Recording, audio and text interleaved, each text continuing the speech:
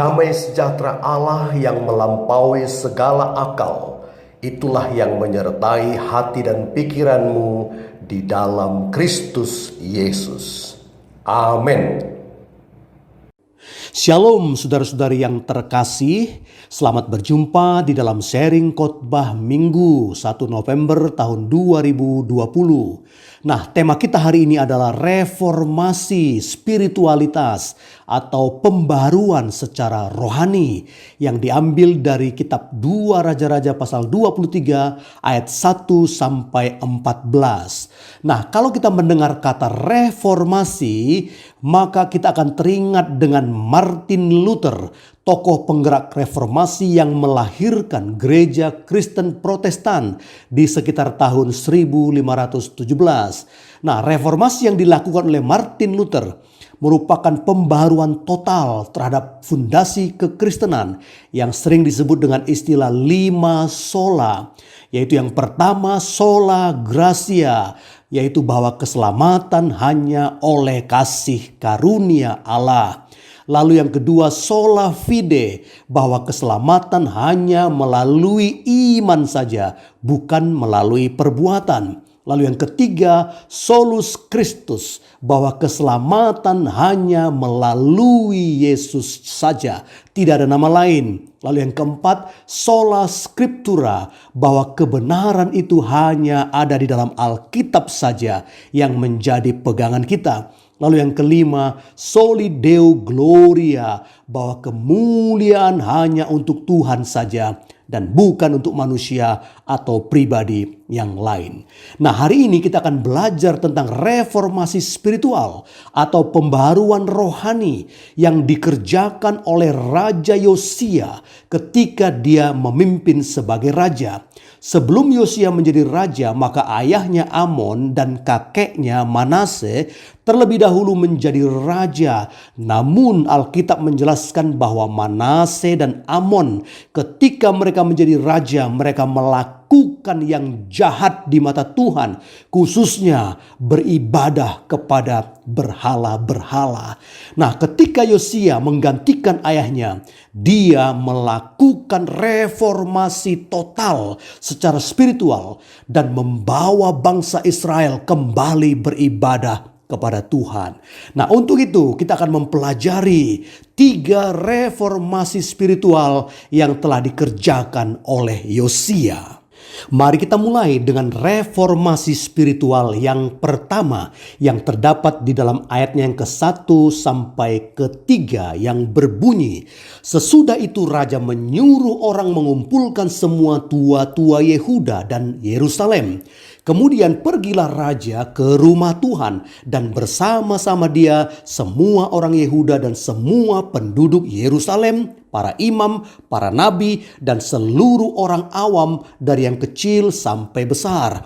Dengan didengar mereka, ia membacakan segala perkataan dari kitab perjanjian yang ditemukan di rumah Tuhan itu. Sesudah itu berdirilah raja dekat tiang dan diadakannyalah perjanjian di hadapan Tuhan untuk hidup dengan mengikut Tuhan dan tetap menuruti perintah-perintahnya, peraturan-peraturannya dan ketetapan-ketetapannya dengan hati dan dengan segenap jiwa, dan untuk menepati perkataan perjanjian yang tertulis dalam kitab ini, dan seluruh rakyat turut mendukung perjanjian itu. Nah, dari ayat-ayat tersebut kita bisa melihat Yosia sebagai raja, dia berinisiatif untuk melakukan reformasi spiritualitas di tengah-tengah bangsanya. Nah, kalau kita lihat segala inisiatif yang dikerjakan oleh Yosia di dalam ayat 1, 2, dan 3 yang kita baca tadi, maka dari situ kita bisa menyimpulkan bahwa reformasi spiritualitas yang pertama yang dikerjakan oleh Yosia adalah reformasi yang dimulai dari diri sendiri. Nah, sebuah reformasi atau pembaharuan, apakah itu di tengah-tengah bangsa, apakah di tengah-tengah gereja, maka hal itu haruslah dimulai dari diri sendiri, dari seorang pemimpin. Nah, kita lihat Raja Yosia sebelum dia melakukan reformasi terhadap kehidupan rohani bangsanya, maka dia memulai dari dirinya sendiri. Kita lihat di situ dia berinisiatif untuk pergi ke rumah Tuhan yang diikuti oleh para pengikutnya, yaitu orang-orang Yahudi. Lalu dia sendiri berinisiatif untuk membacakan segala perkataan dari kitab perjanjian yang ditemukan di rumah Tuhan itu yang didengar oleh seluruh bangsa Israel. Lalu dia sendiri yang berinisiatif untuk membuat sebuah perjanjian di hadapan Tuhan untuk hidup mengikuti Tuhan dan perintahnya. Nah, ketika Yosia memulai reformasi dari dirinya sendiri, hal itu dilihat oleh seluruh rakyat yang dipimpinnya, sehingga di ayat yang ketiga disebutkan dan seluruh rakyat turut mendukung perjanjian itu. Puji Tuhan. Dari sini kita bisa melihat sebuah pelajaran yang penting, bahwa jika seorang pemimpin berinisiatif untuk mereformasi dirinya sendiri, maka hal itu akan menjadi teladan bagi para pengikut-pengikutnya untuk mendukung dan melakukan seperti yang dilakukan oleh seorang pemimpin. Nah, di samping itu, ketika Yosia memulai statusnya sebagai raja, ketika itu dia masih muda, dia memulai dari dirinya sendiri untuk melakukan hal-hal yang mendasar sebagai orang yang percaya Tuhan. Seperti yang dicatat dalam ayat paralelnya dalam 2 Tawarikh pasal 34 ayat 3 yang mengatakan, pada tahun ke-8 dari pemerintahannya, ketika ia masih muda belia, ia mulai mencari Allah Daud, bapa leluhurnya. Nah, di sini kita melihat Yosia memulai reformasi dari dirinya sendiri dengan cara mencari Allah Daud, bapa leluhurnya. Dia memulai dari dirinya sendiri dengan membangun terlebih dahulu persekutuan pribadi dengan Tuhan. Nah, bagaimana dengan kita? Kalau kita mau melakukan reformasi dimanapun, termasuk di gereja kita atau dalam keluarga kita, maka marilah kita memulainya dari diri kita sendiri. Nah, suatu kali ada seorang anak muda yang berdoa bagi seluruh jemaat yang ada di gerejanya. Dia berdoa agar seluruh jemaat ini boleh mengalami pembaharuan secara rohani. Setelah sekian lama berdoa, ternyata Tuhan belum menjawab doanya. Masih banyak di antara jemaat ini yang belum mengalami pembaharuan.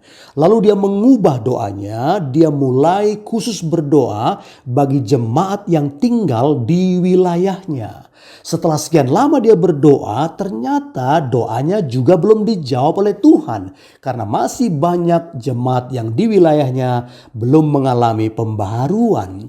Lalu dia mengubah doanya, dia khusus berdoa buat saudara-saudaranya satu rumah. Setelah dia berdoa sekian lama, ternyata Tuhan pun belum menjawab doanya. Banyak anggota keluarganya yang belum mengalami pembaharuan.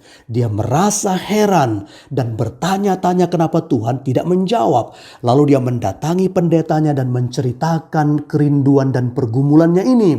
Lalu sang pendeta berkata kepada dia, "Anak muda, pulanglah kau ke rumahmu, masuklah kau ke kamarmu, ambillah spidol, buatlah lingkaran dengan spidol itu di lantai dengan diameter 1 meter, lalu masuklah kau ke dalam lingkaran itu dan berlutut dan berdoalah begini, Tuhan, jadikanlah pembaharuan terlebih dahulu di dalam lingkaran ini."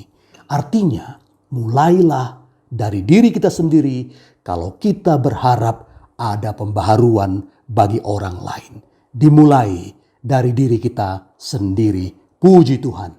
Nah, sekarang mari kita lihat reformasi spiritual yang kedua yang terdapat pada ayatnya yang keempat, 5, 8, dan 9 yang berbunyi, Raja memberi perintah kepada imam besar Hilkia dan kepada para imam tingkat 2 dan kepada para penjaga pintu untuk mengeluarkan dari bait Tuhan segala perkakas yang telah dibuat untuk Baal dan Asyera dan untuk segala tentara langit. Lalu dibakarnyalah semua itu di luar kota Yerusalem di padang-padang Kidron dan diangkutnyalah abunya ke Betel. Ia memberhentikan para imam dewa asing yang telah diangkat oleh raja-raja Yehuda untuk membakar korban di bukit pengorbanan di kota-kota Yehuda dan di sekitar Yerusalem. Juga orang-orang yang membakar korban untuk Baal, untuk dewa matahari, untuk dewa bulan dan rasi-rasi bintang dan untuk segenap tentara langit. Disuruhnyalah datang semua imam dari kota-kota Yehuda, lalu ia menajiskan bukit-bukit pengorbanan tempat para imam itu membakar korban. Dari Geba sampai Berseba dirobohkannya pula bukit-bukit pengorbanan di pintu-pintu gerbang yang ada dekat lobang pintu gerbang Yosua, penguasa kota itu, yang ada pada sebelah kiri kalau orang memasuki pintu gerbang kota itu. Tetapi para imam bukit-bukit pengorbanan itu tidak boleh naik ke mezbah Tuhan di Yerusalem.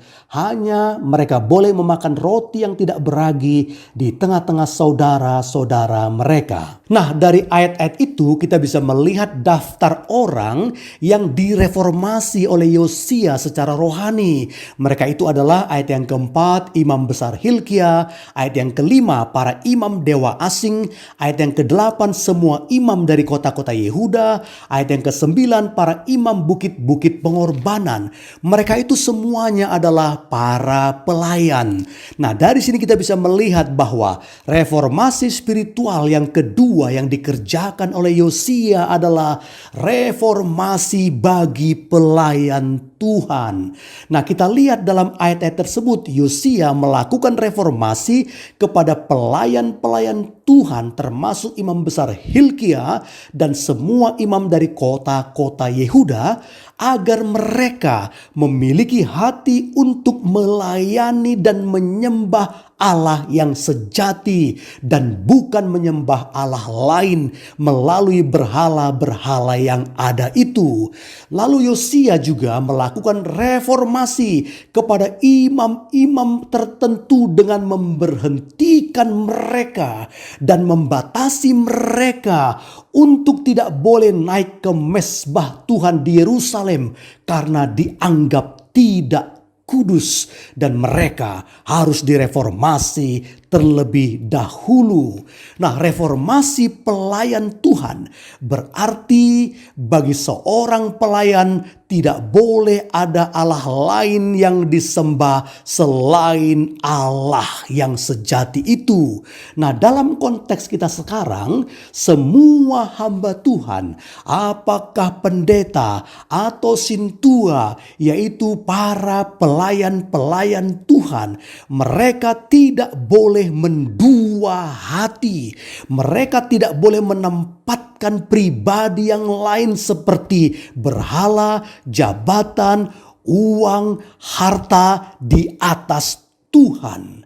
Mereka harus menyembah Tuhan lebih dan di atas segala-galanya. Karena itu, setiap gereja, setiap pemimpin gereja, mari kita mengalami reformasi sebagai pelayan Tuhan. Sebagai pelayan Tuhan, kita harus melayani dengan segenap hati dan berpusat hanya untuk Tuhan saja, bukan untuk yang lain, apalagi untuk berhala-berhala.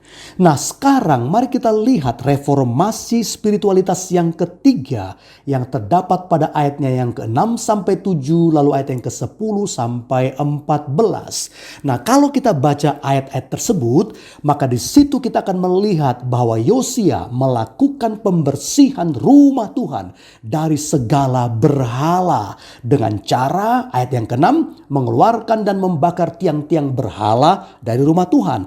Ayat 7, merobohkan petak-petak pelacuran yang ada di rumah Tuhan. Ayat yang ke-11, membuang kuda-kuda untuk dewa matahari dari pintu masuk rumah Tuhan. Ayat yang ke-12, merobohkan mesbah yang tidak benar dari pelataran rumah Tuhan. Ayat yang ke-13, menajiskan bukit-bukit pengorbanan berhala yang ada di timur Yerusalem. Ayat yang ke-14, memecahkan tugu-tugu dan tiang berhala. Nah, dari sini kita bisa menyimpulkan reformasi spiritualitas yang ketiga yang dikerjakan oleh Yosia adalah reformasi fungsi rumah Tuhan atau bait Allah atau gereja. Nah, sama seperti Yosia menguduskan rumah Tuhan, maka gereja-gereja pada hari ini haruslah menjadi tempat yang kudus bagi umat Tuhan untuk beribadah. Karena itu, tidak boleh ada berhala-berhala dalam bentuk apapun di dalam gereja. Nah, mari kita senantiasa melakukan pembaharuan kepada gereja kita agar gereja kita semakin berkenan di hadapan Tuhan. Nah, di samping itu, kita juga harus mengerti bahwa tubuh kita sendiri adalah bait Roh Allah, seperti yang dijelaskan oleh Paulus dalam 1 Korintus 6 ayat 19 yang berkata, "Atau tidak tahukah kamu bahwa tubuhmu adalah bait Roh Kudus yang diam di dalam kamu, Roh Kudus yang kamu peroleh dari Allah, dan bahwa kamu bukan milik kamu sendiri." Nah, kita harus menyadari bahwa tubuh kita ini adalah bait Roh Allah. Roh Allah itu berdiam dalam diri kita ketika kita percaya kepada Yesus yang menjadikan kita anak-anak Allah. Nah, sebagai anak-anak Allah, marilah kita melakukan reformasi yang menyeluruh untuk tubuh, jiwa, dan roh kita sebagai tempat berdiamnya Roh Allah dalam hidup kita, sehingga kita bisa dipakai oleh Tuhan untuk melakukan reformasi kepada banyak orang, termasuk juga di dalam gereja kita seperti yang dilakukan oleh Yosia. Kiranya firman Tuhan ini menjadi berkat bagi kita semuanya di dalam nama Tuhan Yesus. Amin.